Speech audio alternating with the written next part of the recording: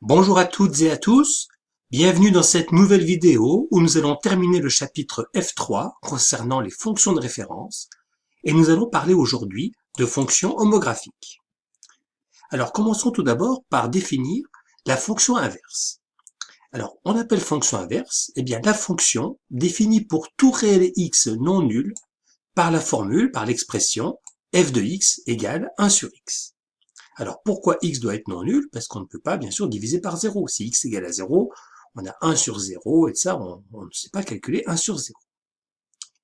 Alors regardons quelques valeurs particulières, les images de valeurs particulières. Si je prends par exemple x égale à moins 2, quelle est l'image de moins 2 par la fonction f? Eh bien f de moins 2 c'est 1 sur moins 2 et 1 sur moins 2 ça fait moins 0,5. Donc voilà différentes images par la fonction f et on s'aperçoit que 0 n'a pas d'image. 1 sur 0 n'est pas défini.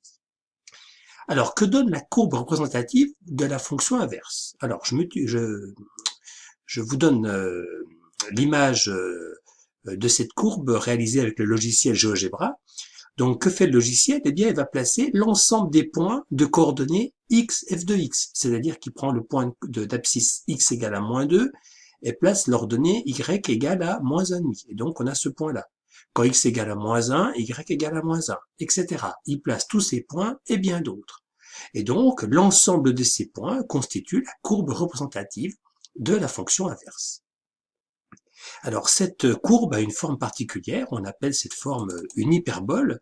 Donc, c'est une propriété, il n'y a pas que la fonction inverse dont la courbe représentative est une hyperbole. Donc, je vous demande d'admettre cette propriété que la fonction inverse admet comme courbe représentative une hyperbole.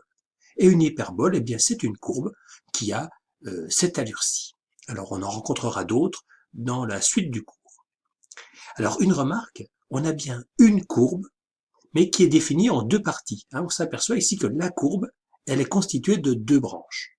Voilà, donc c'est une forme un petit peu particulière, mais on a bien une seule fonction et une seule courbe qui est composée de deux branches. Alors pourquoi ça? Eh bien ici, c'est expliqué par le fait que 0 n'a pas d'image, et donc il y a une sorte de rupture entre les nombres, les images et nombres négatifs et les images et nombres positifs. Alors, plusieurs questions peuvent nous venir à l'esprit. Donc, je vous ai rappelé ici la courbe représentative de la fonction inverse. Première question, est-ce que cette fonction inverse est décroissante sur R étoile, c'est-à-dire sur l'ensemble des réels non nuls? Eh bien, on verra que la réponse à cette question est non. La courbe n'est pas décroissante sur R étoile. La fonction, pardon, n'est pas décroissante sur R étoile. Autre question qu'on peut se poser, sur l'intervalle 0 plus infini, c'est-à-dire les nombres strictement positifs, donc la fonction est strictement décroissante, est-ce que elle peut traverser l'axe des abscisses? Pour x assez grand, est-ce que, puisqu'elle descend tout le temps, est-ce qu'elle peut traverser l'axe des abscisses? Eh bien, on verra que la réponse est non. Et enfin, dernière question, on s'aperçoit qu'une sorte de symétrie, est-ce que l'origine du repère est un centre de symétrie pour la courbe représentative de la fonction inverse? Eh bien, on démontrera qu'effectivement, oui, la courbe est symétrique par rapport à O. Alors, première propriété, parlons de sens de variation. Eh bien, on va démontrer que la fonction inverse, elle est décroissante sur l'intervalle moins l'infini 0, elle est décroissante sur l'intervalle 0 plus infini. Mais on va voir dans la remarque qu'elle n'est pas décroissante sur R étoile. Alors, comment démontrer ceci? Alors, je m'intéresse à l'intervalle 0 plus infini. Donc, la démonstration s'appuie sur la définition. Qu'est-ce qu'une fonction décroissante? Eh bien, c'est une fonction dont les abscisses et les images sont rangées dans l'ordre inverse. C'est-à-dire que, quels que soient les nombres x1 et x2 que je prends, x1 étant plus petit que x2, x1 et x2, bien sûr, dans l'intervalle que je considère, eh bien, il faut que je montre que quel que soit le x1 et le x2 que je choisisse, x1 étant plus petit que x2, il faut que je démontre que l'image de x1, f de x1, est toujours plus grande que f de x2. Alors, comment je peux démontrer ça? Eh bien, tout simplement en étudiant le signe de la différence f de x2 moins f de x1. Donc, j'utilise la définition, je mets au même dénominateur, et je m'aperçois que cette différence, c'est ce quotient. Et ce quotient, le numérateur est négatif. Pourquoi? Parce que j'ai choisi x1 plus petit que x2, donc x1 moins x2 est négatif. Et le dénominateur est positif. Pourquoi? Parce que x1 et x2, ce sont deux nombres strictement positifs. Donc ce quotient est négatif, et donc cette quantité est négative, ce qui démontre bien que f de x1 est plus grand que f de x2. Et donc, si je prends x1 plus petit que x2, les images sont dans l'ordre inverse, f de x1 est plus grand que f de x2, j'ai donc démontré que la fonction est décroissante sur l'intervalle 0 plus infini. Alors on peut faire le même travail et démontrer que la fonction est décroissante sur moins l'infini 0. Il suffit de prendre deux nombres dans l'intervalle moins l'infini 0, d'étudier le signe de cette différence et on va démontrer la même chose. Alors pourquoi la fonction n'est pas décroissante sur R étoile? Alors prenons par exemple deux exemples. Si je prends x1 égale à moins 1, x2 égale 1, ce sont bien deux nombres non nuls de R étoile. L'image de x1, c'est moins 1, l'image de x2, c'est 1, et donc j'ai bien x1 plus petit que x2, moins 1 est plus petit que 1, et moins 1 est plus petit que 1, et donc les images et abscisses sont rangées dans le même ordre. On pourrait penser que la fonction est croissante sur R étoile. Sauf que ça, ce sont pour deux valeurs particulières. Je n'ai pas démontré que quel que soit x1, quel que soit x2, on a ce genre de choses. C'est juste pour deux valeurs particulières. D'ailleurs, si je prends deux autres valeurs particulières, x1 égale 1, x2 égale à 2, parce que j'ai bien deux nombres de R étoile, les images, cette fois-ci, sont rangées dans l'ordre inverse. L'image de 1, c'est 1, l'image de 2, c'est 1,5. J'ai bien f de x1 plus grand que f de x2. Et j'en conclurai que f est décroissante sur R étoile. Donc en fait, sur R étoile, la fonction n'est ni croissante ni décroissante. En fait, on a démontré qu'elle était décroissante sur moins l'infini 0, décroissante sur 0 plus l'infini, mais je ne peux rien dire sur R étoile. En fait, pourquoi? Parce que R étoile n'est pas un intervalle. Et donc, on ne peut pas parler de sens de variation sur R étoile. Alors, je peux résumer ces variations dans un tableau de variation. Donc, la fonction est décroissante sur moins l'infini 0, décroissante sur 0 plus l'infini. L'image de 0 n'existe pas, et donc je mets ici une double barre. Donc, ce tableau de variation résume la propriété que je viens de démontrer. Alors, parlons maintenant de la deuxième question. Est-ce que ma fonction peut un jour traverser l'axe des abscisses? Eh bien non. Pourquoi? Parce que si j'étudie le signe de la fonction inverse, eh bien la fonction inverse est négative sur moins l'infini 0 et positive sur 0 plus l'infini. Pourquoi? Eh bien tout simplement 1 sur x est du signe de x. 1 est positif, et puis x est négatif si x est négatif, positif si x est positif. Et donc cette étude de signe justifie bien ce tableau. Et donc, j'ai une fonction qui est strictement décroissante et qui reste positive. Et donc, la courbe ne va jamais descendre dans les négatifs. Ce résultat démontre ceci. Alors, c'est surprenant a priori, mais on peut imaginer des fonctions qui vérifient cette propriété, qui sont toujours décroissantes et qui ne peuvent pas descendre en dessous d'une certaine valeur. Par exemple, prenons une fonction f de 1 égale 1, f de 2 égale 1,5, f de 4 égale 1 quart, en fait c'est cette fonction-là, 1 quart, 1 16e, 1 32e, on divise par 2 à chaque fois, on s'aperçoit qu'on ne pourra jamais descendre en dessous de 0. Voilà, donc cette notion peut être comprise avec la notion de limite que vous verrez en première et en terminale.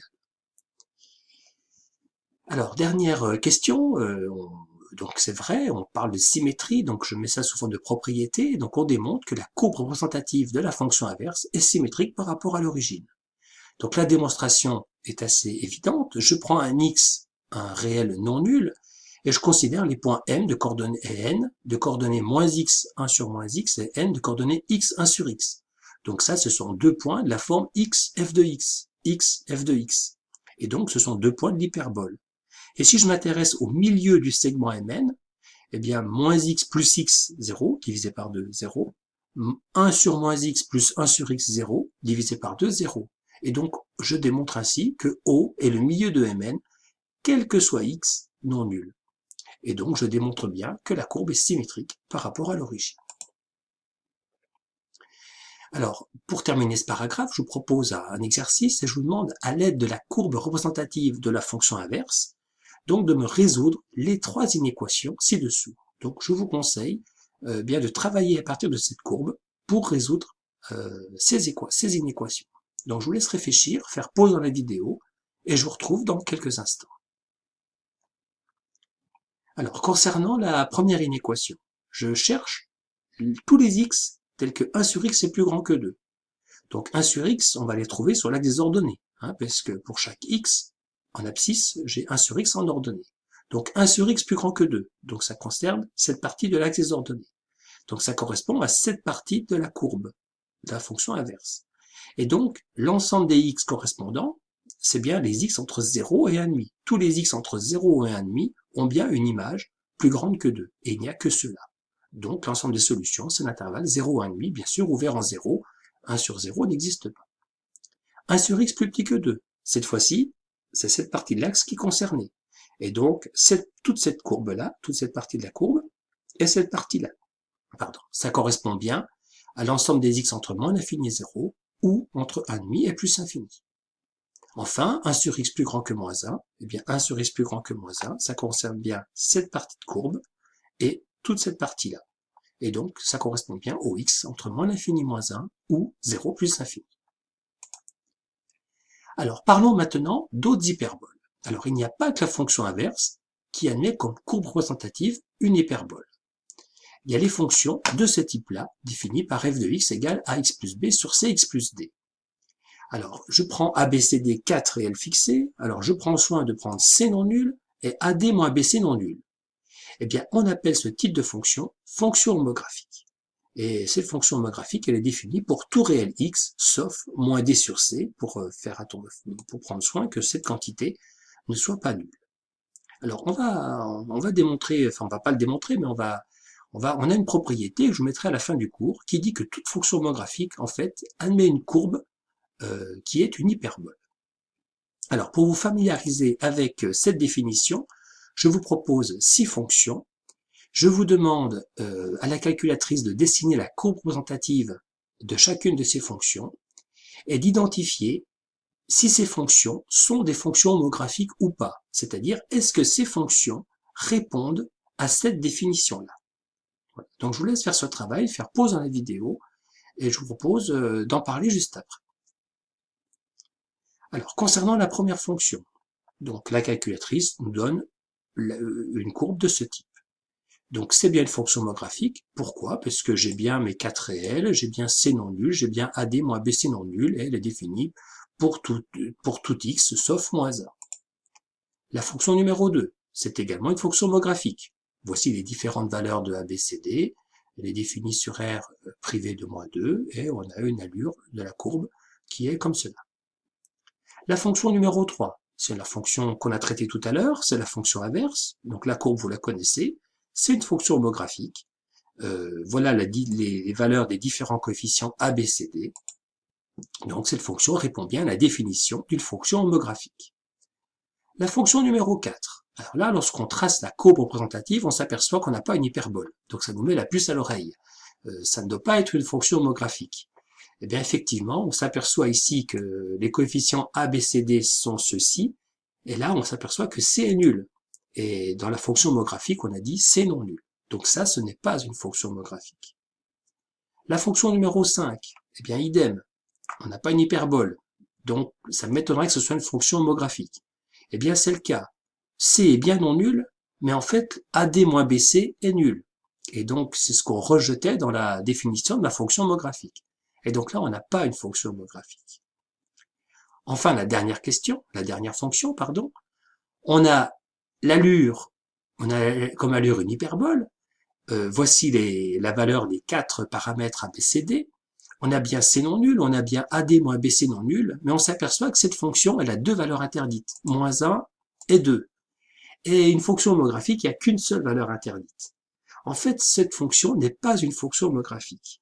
Pour qu'elle soit homographique, il faudrait que je rajoute par exemple l'image de moins 1, et en définissant f de moins 1 égale à 2 tiers. Et là, la fonction serait homographique. Alors on s'aperçoit que toutes les fonctions homographiques ont une courbe, une hyperbole. Et bien ça, c'est une propriété que je vous demande d'admettre, que la courbe représentative d'une fonction homographique est une hyperbole. Voilà. Je termine mon cours ici, et je vous dis à bientôt pour une dernière vidéo.